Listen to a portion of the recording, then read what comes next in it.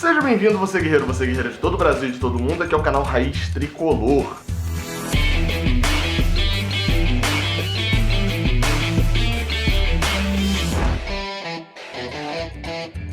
Eu sou o Gabriel Amaral, esse daqui é o vídeo de pré-jogo da semifinal do Campeonato Carioca, mais uma semifinal, em apenas 3 meses e 7 dias, 6 dias, o Fluminense e o Flamengo conseguiram se enfrentar 3 vezes numa mesma competição e 3 vezes em semifinais, na verdade foram 4 numa mesma competição, né, serão 4 a partir do jogo de hoje, e 3 em semifinais, é um negócio de maluco, semifinal do Campeonato Carioca, e esse título aí que você tá vendo aí em cima, o jogo é hoje às 19 horas, ali embaixo, aliás. O título fica aqui embaixo. O jogo é hoje às 19 horas, transmissão exclusiva do Premiere, mas sua obrigação não, né? Você vai se você quiser, mas vai ser muito melhor pra você se você assistir o jogo do Maracanã. Não vou te falar sua obrigação, porque eu não mando em você, né? Então não posso te obrigar a nada.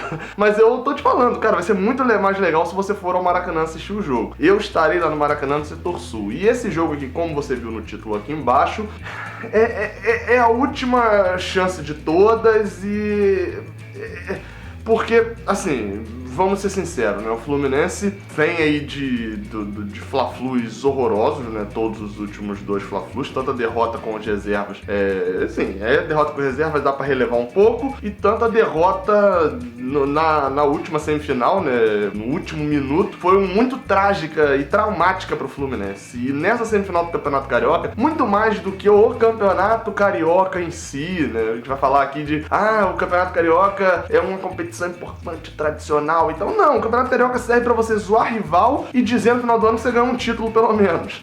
Serve basicamente pra isso. Até a premiação é relevante. Pro Fluminense hoje ser 3 milhões de reais aí caso a gente seja campeão, ou 1,5 milhão caso seja vice, mas ou seja, ir pra final garante aí pelo menos 1,5 milhão de reais, é uma premiação relevante pra quem tá aí sufocado aí, às vezes até devendo salários, agora acertou mês de fevereiro, né, enfim. Então é uma premiação até meio que relevante, mas convenhamos, uma fase da Copa do Brasil já paga mais do que o Carioca. Mas é importante pro moral do time. O Fluminense não pode dar mole de novo. E aí, o primeiro tópico que eu tenho aqui pra falar é que o Fluminense é muito favorito pra esse confronto. Continua sendo muito favorito. Principalmente pela última partida, pelo último Fla-Flu, né? Lá naquele eu conversei sobre quem era o favorito, disse que o Fluminense estava chegando em pé de igualdade com o Flamengo, mas depois daquela derrota é óbvio que o Flamengo voltou a um favoritismo. Não é tanto igual no início do ano, mas voltou a ter um favoritismo pra esse Fla-Flu. Porém, o fato do Flamengo ser favorito não é nada de outro mundo, porque convenhamos, dos 70 jogos mais ou menos que o Flamengo vai ter no ano, ele vai ser favorito no mínimo aí em 55, 60 jogos. É por aí, né? Deve ser favorito em pelo menos 55 jogos no ano. Então não muda muita coisa, né? O Flamengo ser favorito não é uma novidade. Agora, o Fluminense precisa saber jogar com isso. E na Taça Guanabara, né, lá naquela semifinal, o Fluminense soube utilizar isso. O Flamengo era muito favorito. O Fluminense segurou a bola, jogou o jogo tranquilo, fez o seu jogo, o jogo que ele sabe fazer, que é o jogo do toque de bola, da calma, da tranquilidade. Uma coisa, não caia isso chega a me dar raiva, cara, que é de quem fica caindo nesse negócio de comentarista que não vê jogo do Fluminense. E pergunte ao comentarista aí que você vê, o cara falou ali que o Fluminense tá só realmente no toquinho ali, e que pergunta quais jogos do Fluminense ele assistiu no ano. Não assiste, é um toquinho improdutivo, por isso que não faz gol. Não é, cara. O Fluminense tem deficiências, como eu já comentei aqui, eu devo fazer um vídeo aí, talvez durante a semana, justamente fazendo meia-culpas, né, críticas ao trabalho de Fernando Diniz, com embasamento, não apenas uma crítica pela crítica. Quais são os verdadeiros problemas do time de Fernando Diniz? Eu vou fazer esse vídeo ainda, provavelmente, a semana. E uma dessas críticas, nenhuma, aliás, dessas críticas, é ao fato de ter a bola e tocar a bola de um lado pro outro e disso ser improdutivo. Então entenda, a partir do momento que Fernando Diniz flexibiliza esse negócio de não sair dando chutão, isso é tudo maluquice criada de que o time não pode dar chutão e que etc. Isso é tudo historinha. Então, assim, é óbvio que também se ele flexibilizar demais o esquema, vira Marcelo Oliveira, dá um chutão pra frente, usa o atacante de raspa de cabeça pra chegar no... Aí vira aquilo que a gente viu de 10 jogos sem fazer gol. Porém, vale destacar que já faz algumas partidas que o Fluminense não consegue imprimir o seu estilo de jogo com eficácia. Isso é um ponto a se destacar, né? A última partida que o Fluminense conseguiu dominar o jogo, não necessariamente dominar, mas de ter o controle da bola, ter o controle do jogo inteiro, foi contra o Botafogo. Botafogo. O resultado foi 1-1, acabou perdendo chances naquele jogo, o Gatito fez pelo menos ali umas 2 ou 3 boas defesas, então assim, foi o último jogo que o Fluminense dominou. O resultado não veio, mas o resultado às vezes não é o que define como foi o jogo. É óbvio que é o principal, mas não é o que define como foi o jogo. A última partida que o Fluminense jogou bem, dominou o jogo e saiu com um bom resultado foi na partida contra o Boa Vista, né? De lá pra cá já são 6 jogos, né? Duas coisas que muito se discutiu nesse meio de semana aí foi o primeiro, né? A derrota, logo assim que acabou o jogo entre Fluminense e Luverdense, a gente tava discutindo, caraca, será que essa atuação tão sonolenta de Fluminense e Luverdense vai atrapalhar a gente pro clássico? Vai deixar a gente com talvez uma pilha maior, né? Já que a crítica foi do sono no jogo, etc. E aí vem logo na sequência Flamengo e Peñarol, e o Flamengo perde em casa pela Libertadores, botando a vaga dele na próxima fase muito em risco. E aí mudou-se tudo também pra falar do Flamengo. Será que essa derrota vai atrapalhar nesse jogo, etc. Eu acho que é muito mais atrapalhando indiretamente do que diretamente nesse jogo. Qual é o meu ponto, né? Tanto em relação ao Fluminense e Luverdense, quanto em relação ao Flamengo e Peñarol.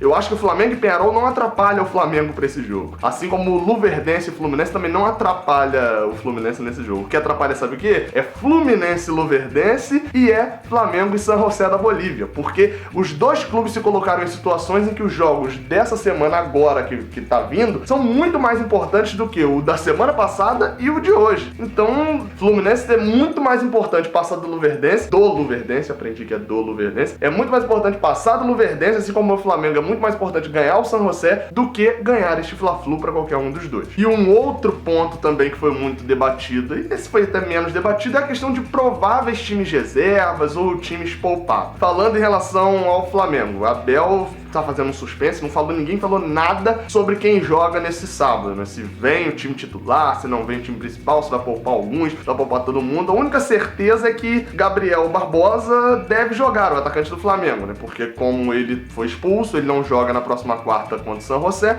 ele vai entrar em campo contra o Fluminense, então assim, talvez venha um time misto do Flamengo, ou até talvez venha o principal mesmo, porque a Abel sabe que o dele tá na reta caso ele perca pro Fluminense. Já na equipe tricolor, Fernando Diniz, segundo a entrevista de Rodolfo, entrevista coletiva que ele deu nessa sexta-feira, o goleiro falou que ele acredita que Fernando Diniz não deve poupar. Fernando Diniz não falou nada com os jogadores, treinou com o time normalmente nessa sexta-feira, então ele acredita de que não deve haver nada de poupar jogadores para esse Fla-Flu, não. Vale destacar que o Fluminense tem muitos desfalques, principalmente na parte defensiva, né? A gente vai lembrar aqui de Paulo Ricardo, Digão, Léo Santos, na lateral esquerda Mascarenhas e na cabeça de área Ayrton, e no meio campo, obviamente, Paulo Henrique Ganso expulso no último Fla-Flu, uma bobeira, mas que, enfim, eu compreendo que o cara tá de cabeça quente, mas atrapalhou muito aí, ó, porque a gente não foi eliminado e ele tá suspenso desse Fla-Flu agora. Por isso, o Fluminense é bem provável de que repita a escalação que teve contra o Luverdense, né, que foram muitas mudanças em relação ao time que vinha jogando, mas mesmo assim,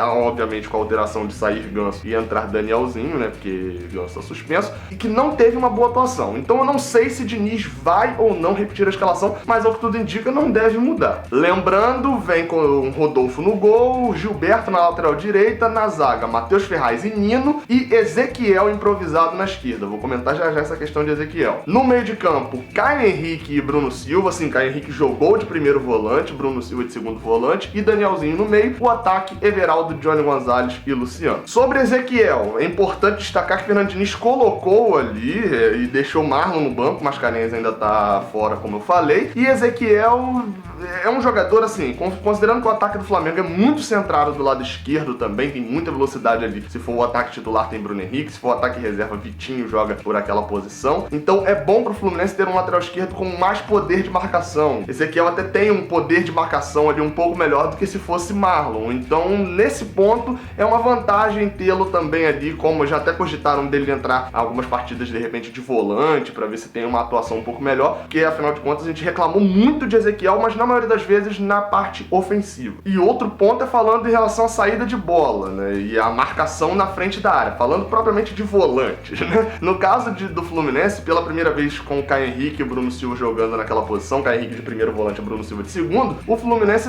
praticamente não foi atacado pelo Luverdense, então não teve muito como resolver um problema que vinha vindo de alguns jogos já, que era o fato de ter um buraco entre o meio de campo e a zaga do Fluminense, estourando tudo na zaga, tudo na zaga. Isso aconteceu nos dois Fla-Flus e, se eu não me engano, contra o Antofagasta também, ocorrendo até num problema de um gol do time chileno, em que os volantes estão todos eles correndo para trás, né? E se tem um jogador, aprende o negócio, se tem um jogador correndo em direção ao gol dele, tem alguma coisa de errado. Então, dá pra gente ver agora como o Fluminense provavelmente vai ser atacado, porque o Flamengo não vai jogar igual o Luverdense, então a gente pelo menos vai ver se vai ficar aquele buraco que tinha na entrada da área. Tava ficando, porque normalmente pegava o Ayrton voltando, e aí a volta era mais lenta, com um rombo ali estourando tudo em cima dos zagueiros. Só pra fechar, o apitante da partida é Bruno Arleu, árbitro aqui da FERJ, apitou os jogos do Fluminense 7 vezes até agora, todos eles em campeonatos cariocas. Os mais recentes foram a final da Taça Guanabara desse ano, né, aquele Vasco 1, Fluminense 0, e a final da Taça Rio do ano passado também, Fluminense 3, Botafogo 0. Em nenhum desses dois jogos, pelo menos, teve qualquer tipo de confusão de arbitragem, não comprometeu. Então, assim, não tem um grande histórico de arbitragens em relação aos jogos do Fluminense, mas também não tem escândalos, né?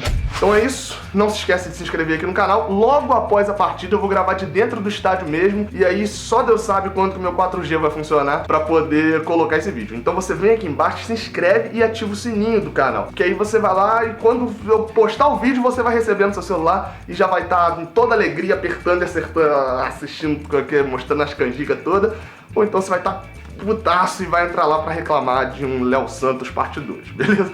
Muito obrigado a todos, saudações tricolores e até a próxima, valeu!